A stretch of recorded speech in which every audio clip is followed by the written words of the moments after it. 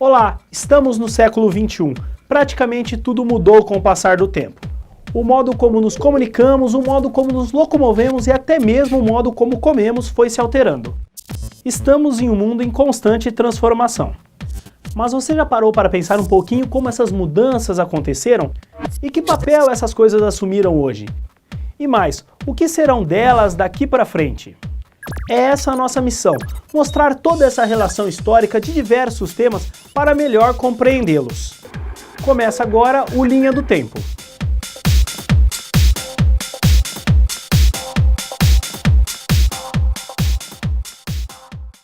A oferta de educação a pessoas com deficiências mudou bastante com o passar dos anos. No Brasil, após um longo período de exclusão e abandono, as atenções a esse tema ganham corpo no século XIX.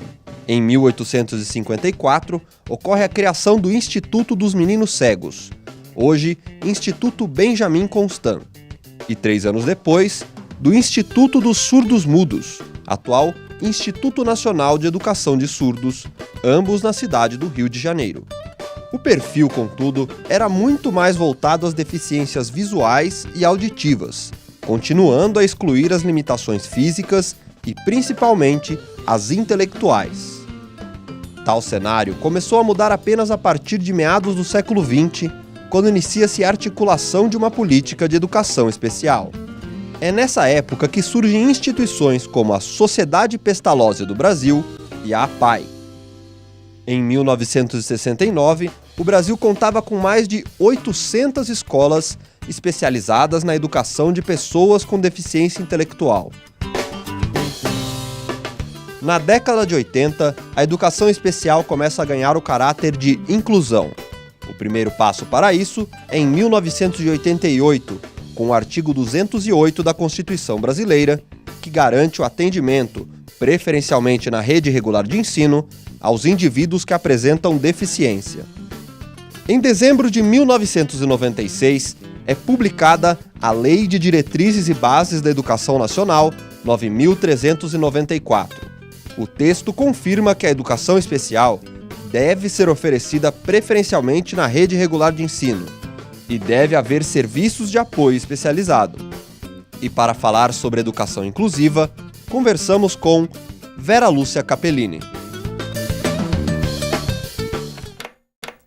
Olá, sejam bem-vindos ao Linha do Tempo. Estamos recebendo hoje aqui a professora Vera Lúcia Capellini, que é docente e pesquisadora há anos da educação inclusiva. Professora, muito obrigado por sua participação aqui conosco. É um prazer poder colaborar. Professora, é diferente educação especial de educação inclusiva? Sim, ótima pergunta, porque no senso comum há uma grande confusão, como se a educação inclusiva tivesse terminado com a educação especial ou substituído, e pelo contrário. Educação inclusiva é uma escola que tem como objetivo acolher a todos, promover o desenvolvimento e a aprendizagem de todos. Ou seja, toda escola deveria ser inclusiva. Quando a gente fala de educação popular, de escola pública, democrática, ela é para todos. Mas historicamente ela não foi. E por que ela ganha o rótulo de educação inclusiva? Por conta de um movimento, sobretudo da década de 50 para cá, que vem tentar romper com a exclusão de qualquer minoria. Sejam elas os índios, as pessoas com deficiência, a questão de gênero. Então, por isso que escola inclusiva ou educação inclusiva é uma escola para todos. E é também para o público-alvo da educação especial. Portanto, a educação especial, nesta perspectiva de uma escola para todos, ela ganha força. Por quê? Historicamente, a pessoa com deficiência, transtorno global do desenvolvimento ou altas habilidades superdotação, que é o público-alvo da educação especial determinado por lei no Brasil, eles ficavam exclusivamente estudando em escolas especiais e recebendo um atendimento da educação especial. Hoje a perspectiva é outra. Como a gente fala de inclusão escolar desse público-alvo, a meta é que eles estudem na mesma escola que todos os outros alunos que não tenham deficiência, mas que eles contem com o apoio da área da educação especial. Então, a educação especial é uma área de conhecimento que tem por objetivo avaliar, buscar novas estratégias, ofertar o atendimento educacional especializado, complementar ou suplementar. Então, ela não vai escolarizar a pessoa, público-alvo dela, né, com deficiência, com TGD ou altas habilidades. Ela vai ser um suporte. E, enquanto área, ela é transversal. Então, o bebê que acabou de ir para a creche, até o meu orientando na pós-graduação, que porventura é surdo, tem direito a ter a educação especial. Ela é transversal, ela é uma modalidade de ensino. E, de fato, a educação, ela tem os níveis de ensino, educação infantil, fundamental e médio e o superior. E hoje a gente chama de educação básica, o primeiro, que é desde a infantil até o médio. E perpassando a educação básica até a superior, tem esta modalidade de ensino que é a educação especial. Professora, é consenso de que o aluno, mesmo com deficiência, ele deva ser integrado ali na rede regular de ensino? Não, não é consenso. A gente viu até essa semana a matéria discutindo a questão de pagar o cuidador, pagar uma pessoa de apoio para apoiar o professor da classe comum.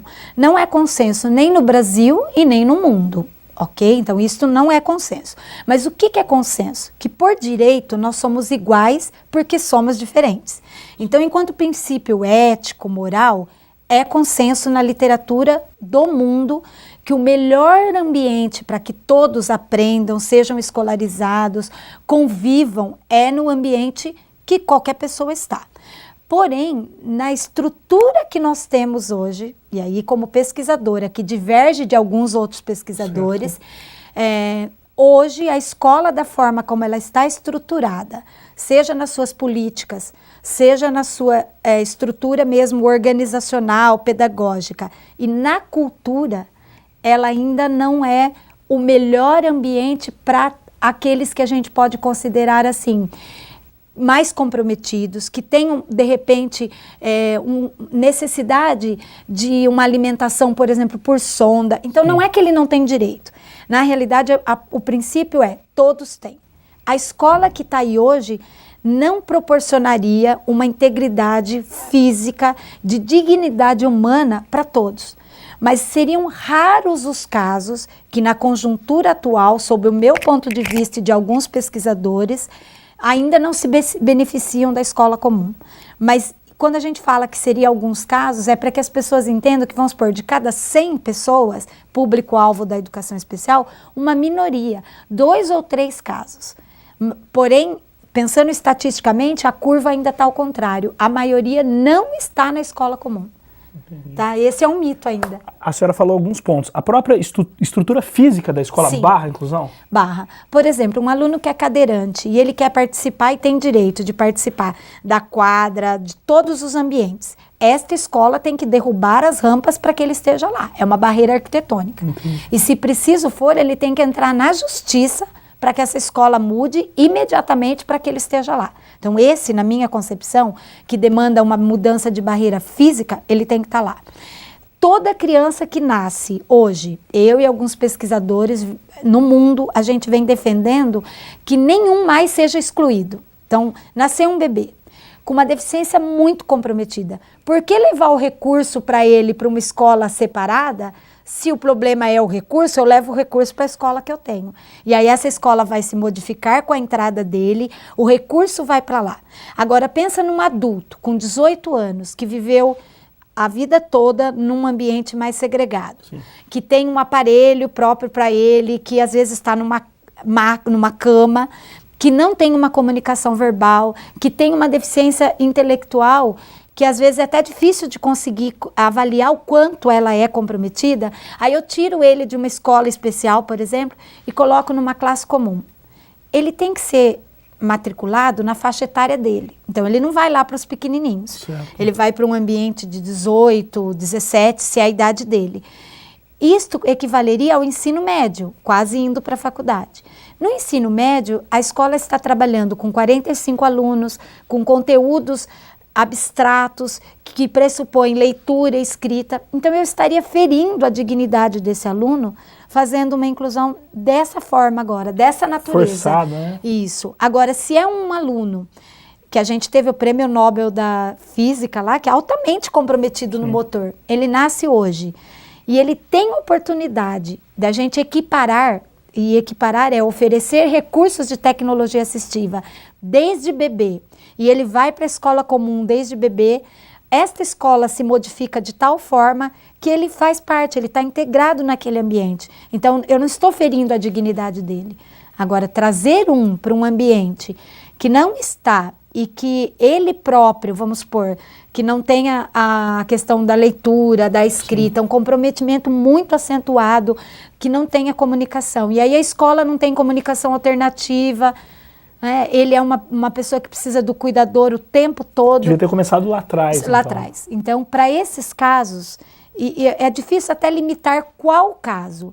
Para mim, nenhum mais deve ser excluído ao nascer. Mas aquele que vai, eu acho que todo cuidado deve sempre se levar. Um advogado que, porventura, tem uma deficiência física, disse para mim, professora Vera, a lei fria, ela sempre depende de quem interpreta. E a interpretação que a gente dá é, eu estou ferindo a dignidade humana dele? Então, se eu estiver ferindo a dignidade humana, que benefício essa inclusão forçada, que a escola não tem nenhum recurso para equiparar as oportunidades, eu estou ofertando para ele. Tá? Mas isso não é consenso. Professora, a senhora citou várias vezes Brasil e o restante do mundo. Sim. Como que o Brasil está nessa questão? Ele é muito... A gente vê muitos casos, muitos temas que o Brasil está muito longe. É isso para esse tema também entra essa questão? Pelo contrário, eu tive a oportunidade de fazer o meu pós-doutorado na Espanha. Então, o que nós temos no Brasil? Uma educação para qualquer pessoa muito ruim. Então, o Brasil está defasado nesse aspecto de educação inclusiva, considerando o público-alvo da educação especial? Não. As nossas leis brasileiras, em termos de educação especial, numa perspectiva de inclusão escolar, é uma das melhores do mundo. Então, em garantia de direito, a gente tem o Estatuto da Pessoa com Deficiência, várias questões, a gente tem o Fundeb dobrado, que é o recurso para pagar o professor do AEE. Então, em termos de legislação, o Brasil é ponta. Em termos da perspectiva de inclusão, o Brasil também é, porque a gente vem desde 2001, do antigo Plano Nacional de Educação com essa proposta. 2001, as diretrizes já era para que se tivesse inclusão escolar. Todavia, a forma como a gente organiza, ainda a gente deixa a desejar. Por exemplo, escola especial no Brasil é filantropia. Tá? Então, se eu tenho ainda, é quase sempre filantropia, o que é isso? O serviço público não tomou para si, coisa que em outro país eu já vi que era diferente. Então, a gente vive ainda com uma ideia de assistencialismo, de caridade. Outro problema que é grave no Brasil, a articulação educação especial com a educação comum é muito ruim. Por exemplo, nos Estados Unidos, é muito comum eles terem o COTIT, ou seja, professor de educação especial atuando dentro da classe comum com o professor da classe comum, professor de física, de matemática. Há uma parceria de expertises que a gente fala, do conhecimento que um tem com o da outra área. No Brasil, isto não acontece. Nenhum lugar, porque enquanto política é a do contraturno. O que é a política do contraturno? O aluno vai de manhã na escola comum, volta no período contrário para ter o apoio especializado no contraturno. Alguns têm dificuldade de voltar, alguns têm dificuldade com o transporte, e o professor do contraturno pouco interage com o do outro turno. Tá? Nós temos escolas de 2 turnos, coisa que em outros países quase não existe. É período integral, quase todas as escolas. Ok, professora. Professora, vamos fazer um breve intervalo. O Linha do Tempo volta já já. Fique aí, rapidinho.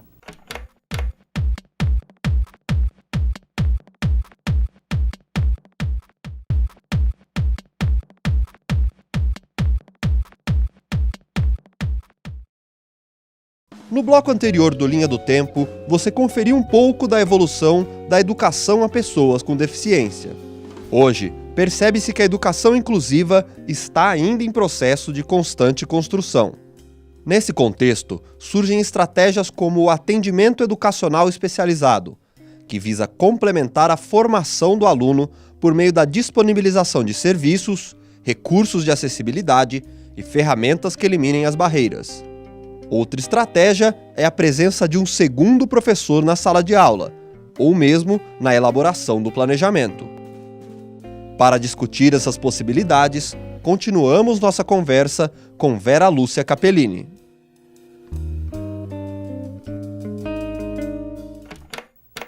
Estamos de volta com Linha do Tempo, hoje recebendo aqui a professora Vera Lúcia Capellini, que é docente e pesquisadora da educação inclusiva. Professor, o corpo docente está preparado para lidar com essa questão? Olha, de modo geral, nem no ensino superior e nem na educação básica. Mas essa máxima não estar preparado, nós também não podemos mais se pautar nela. Porque uma mãe, quando vai ter um filho com deficiência, ela não está preparada. Porque qualquer mãe, quando gera um filho, você gera e pensa na perfeição, naquela criança que você que vai te dar um monte de alegrias. Então, uma mãe não está preparada para ser mãe de um filho com deficiência. Quando ele nasce, na convivência com ele, ela vai aprendendo a conviver, a modificar algumas crenças que ela tinha. Então, professores da educação infantil ao ensino superior que não estão preparados, não precisa ficar preparado para receber. Esta é um discurso que eu não tenho, as pesquisas mostram que não é por aí. Primeiro, porque se você pergunta se ele quer se preparar, ele não quer. Porque ele fala, eu não fui preparado, ou não fui formado, ou alguns inclusive têm um mito que o melhor lugar para ele era lá numa escola especial. Por exemplo, como numa PAI. E hoje a gente vê que quando ele tem o aluno na sala, o aluno vai desafiá-lo. E inclusive o aluno com deficiência ou com TGD ou com altas habilidades, matriculado na classe comum, ele possibilita para que esse professor pense em alguns modelos de ensino, práticas pedagógicas diferentes da que ele vem fazendo. Então, não precisa estar antes, mas durante é um direito dele. Então, aí entra a educação especial também, que deveria ser aquela que vai colaborar com a formação destes que não estão, para que eles possam pensar em outras estratégias de ensino para um grupo heterogêneo, porque nós somos diferentes. Por exemplo, um aluno com síndrome de Down não é igual ao outro aluno com síndrome de Down. Um aluno com autismo não é igual ao outro aluno com autismo. Então, o professor ele nunca vai ficar preparado em cada síndrome, em cada deficiência. Ele tem que estar preparado para ministrar uma sala em contexto da diversidade. Sejam as características, quais for, ou de deficiência, ou cultural, e ele precisa aprender que diante dessa diversidade, das diferenças humanas, o que ele precisa modificar, adaptar, trazer outras estratégias, né? Professora, a senhora falou um pouquinho da questão do ensino colaborativo. Qual que é a importância, na visão da senhora, desse modelo de ensino?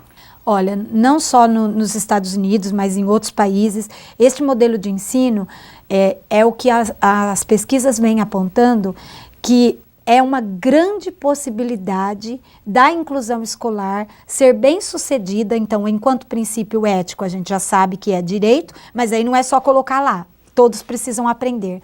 E ela os dados têm apontado, e meu doutorado mostrou isso, que quando você está junto com o professor de classe comum, e você, por ter conhecimento, por exemplo, tecnologia assistiva, comunicação alternativa, todos os recursos que a educação especial historicamente foi construindo, desde o século XVI, Montessori, por exemplo, que foi uma médica, ela desenvolveu material pedagógico, vários, que a gente utiliza até hoje para o trabalho com pessoas com deficiência.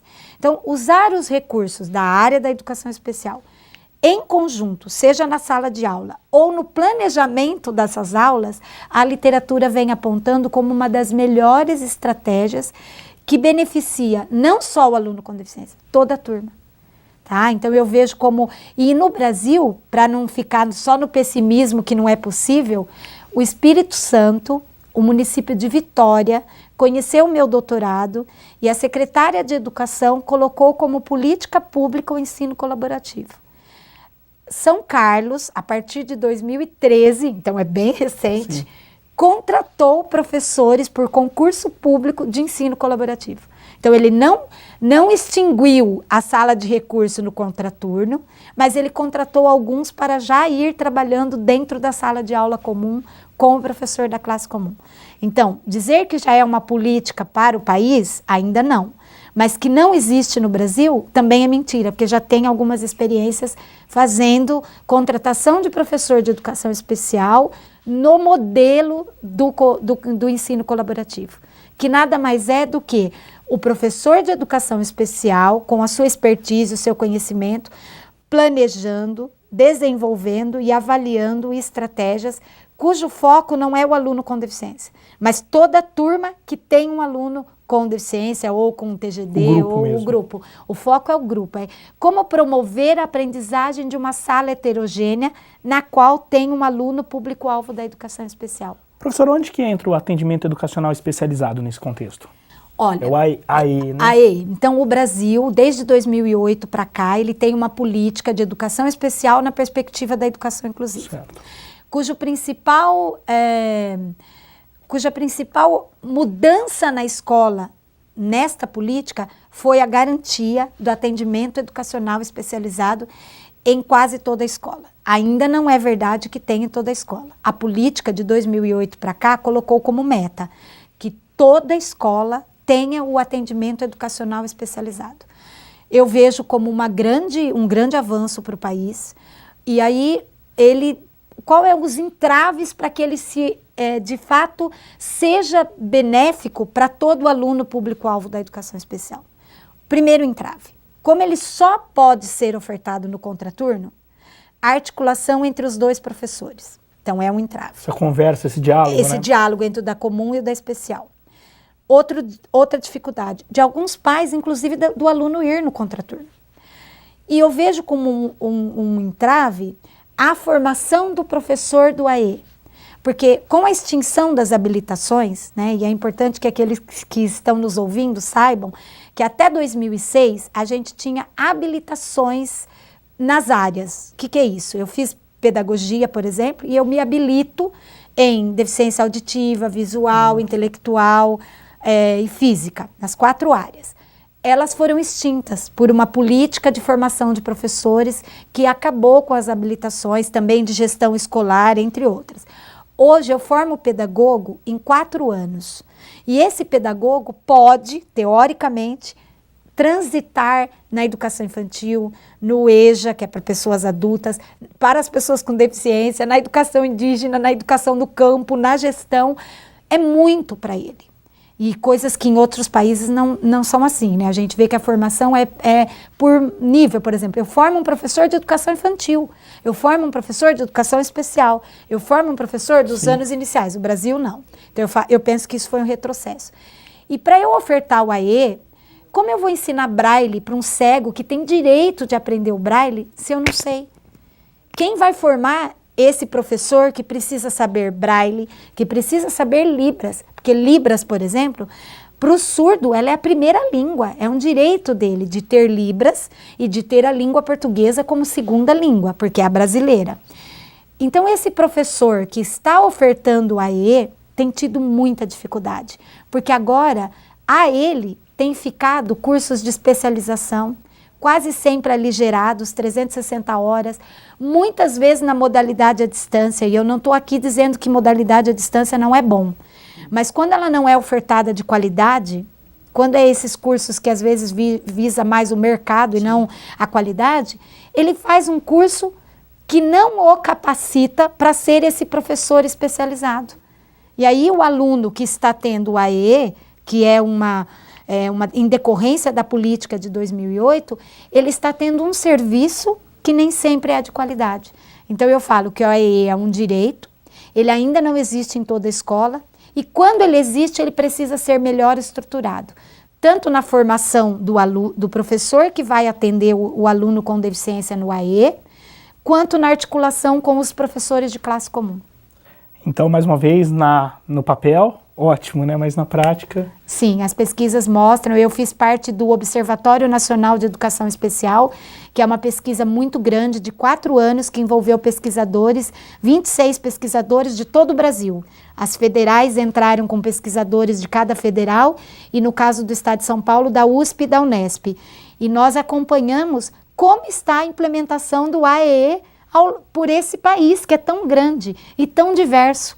Eu costumo dizer que uma medida única, né, uma camisa única para um país tão diverso e para uma população que é tão diferente, não podia dar certo. Uma única forma de ofertar o AEE não é uma boa resposta para a garantia da qualidade num país tão grande e tão diverso como o nosso. Professora, só para a gente finalizar, na sua conclusão do doutorado, deu para sentir um sentimento, uma característica um pouco paradoxal. A senhora estava pessimista com o que foi encontrado, mas de certa forma otimista pela vontade dos profissionais ali. É isso mesmo? Como que a senhora avalia isso? Sim, eu penso que a educação, enquanto área de conhecimento, é uma das mais complexas. E a educação especial, por sua vez, e no meu doutorado, há um ar, e é paradoxal mesmo, e há um ar, por isso que ela é dialética, há uma crença na mudança, porque a gente, se for olhar para a época que eles eram mortos, jogados aos leões, ou que era atribuído a ele uma condição de sub-humano, nós avançamos muito. Barreiras arquitetônicas estão sendo derrubadas todos os dias. E aí eu vejo que isto é o que me conforta com a ideia de continuar pesquisando e lutando para que, de fato, a inclusão saia só das leis, porque já avançamos. E o que eu penso que precisa mudar? A barreira atitudinal é um item que a gente precisa mudar. E como que eu mudo a barreira atitudinal? Não há outra forma, essas palavras não são minhas. O Hamilton Werneck, um pesquisador carioca, ele diz assim: conviver, eu aprendo convivendo. Então, colocar um aluno com PC, com altas habilidades, com autismo na classe comum, ainda que no século XXI, agora, eu fico muito triste porque às vezes ele está lá e ele só está ocupando o espaço, a cadeira, o lugar físico, mas ele não está aprendendo, Sim. que é um direito, está sendo uma possibilidade, não para ele, mas para aqueles que estão convivendo com ele, de ter uma outra crença. E novas pessoas, tendo outra crença que é possível, amanhã, certamente os novos que estarão lá terão, além da oportunidade de estar lá fisicamente, a aprendizagem. Então eu falo que se preciso for alguns estarem lá hoje para garantir que amanhã todos tenham aprendizagem, é assim que a gente vai ser. Professora, muito obrigado pela sua participação. Disponha, é um prazer contribuir e compartilhar com os ouvintes um conhecimento que a gente vem produzindo aí há quase 30 anos. Ok, muito obrigado, professora. O Linha do Tempo de hoje fica por aqui, esperamos que tenham gostado e até a nossa próxima edição.